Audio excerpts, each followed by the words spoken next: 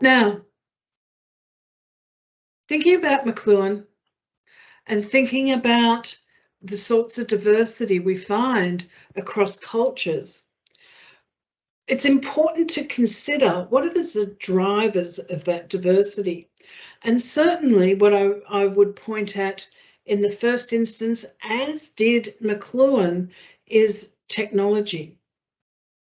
We have all sorts of technology now for communication, and we have all sorts of technology that is moving our industrialized engagement and the technology that's available to us as citizens moving forward in a very fast pace, especially part of the fourth industrial revolution. Artificial intelligence, 4G, 5G, 6G that's coming, quantum computing, everything from the aeroplane to the bullet train to satellites. And as we go back into history, the telephone was as revolutionary as the internet is today.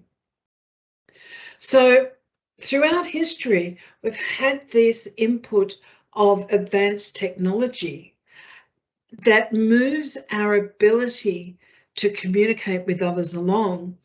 And we also need to include transportation here, because that has meant we can communicate across bigger distances, not just our family and the village, but beyond the village and beyond the state.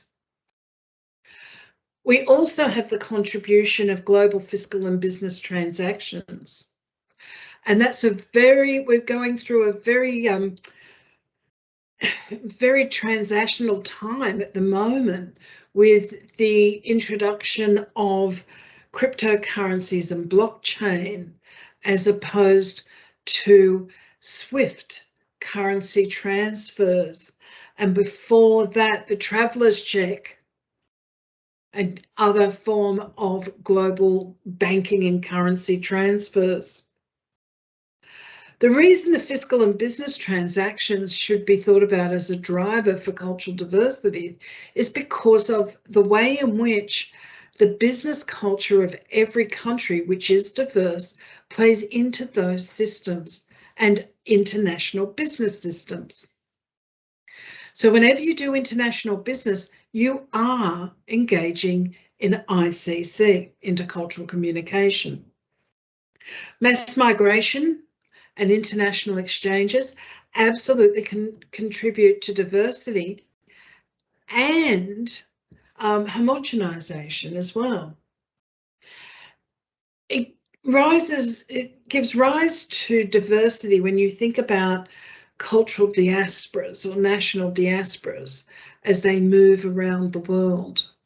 And people readily point to the Indian community as the Indians from mainland India or the subcontinent move for opportunities around the world and largely settle initially, at least, into areas where they have shared experiences with other either work diasporas or for migration diasporas. Now that sets up a bit of diversity as you have a ghettoization effect. But we know ghettoization only lasts for 3 generations. And then you have the mainstream. And our video pointed to that a bit, with both of the protagonists saying, you know, my grandmother came from, you know, we have to go back a lot of generations. Therefore, I identify as American. International exchanges is where we can see a bit of homogenization happening quickly, as for example, international students coming across to study and with a thirst to learn the culture of their host country. Tourism, booming industry, as people want to learn about other cultures in the world. So quite often we will see people moving around the world as tourists, gaining a surface a surface level understanding of another culture. Tourists don't truly engage with the culture of their host country.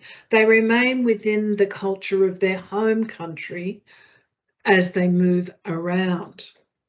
Travellers engage more with the culture of their host country.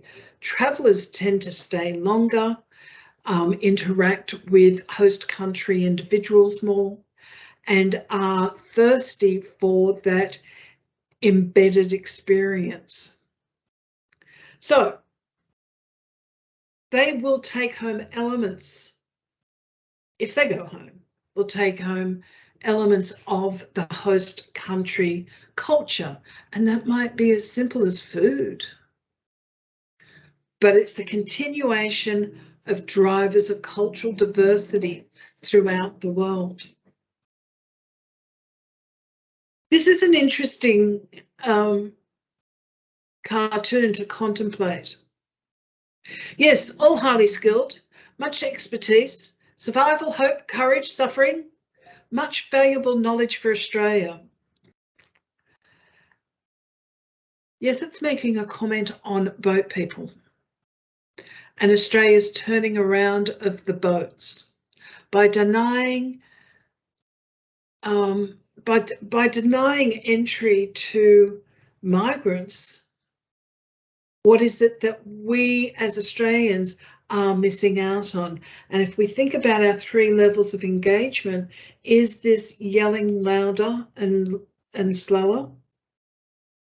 I'm not making comment on the rightness or wrongness of the decision to turn the boats around, but rather the impact. What I want you to think about is the impact when you operationalize that yell louder and slower methodology.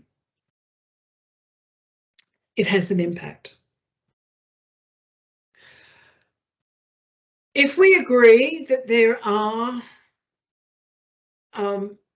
homogenization trends and divergent trends, then there are pros and cons to each. When we think about diversification and diversity, what's the upside? If we have diversification, then innovation happens a lot quicker because different ways of contemplating one problem from different cultural standpoints suddenly can make innovation of a new widget or a resolution of an idea all the more possible. You're bringing multiple perspectives to one issue, problem, idea. That generates profitability. It develops talent pools, not talent specialization. And we have multiformity rather than uniformity. And they're big ideas when you start thinking about the business world. It is also a huge idea when you start thinking about research and how you are going to do your research. It doesn't matter what you're researching, if it's a problem of logistics or a problem of transportation or a problem of business etiquette or business ethics. Different cultural perspectives are going to provide insightfulness to your analysis and possibly help you undo a Gordian knot that you're dealing with in your research. But I don't want to paint it all as a rosy picture. With different with different cultures, more appropriately, you can open the door to more conflicts as people don't always understand the positioning of the other. Sometimes it increases the level of bureaucracy to get everyone playing on the same level or the same playing field. It can be unproductive if you're too busy caught up in conflict. It can create disunity as one culture wants to be dominant over another, and that all raises management costs.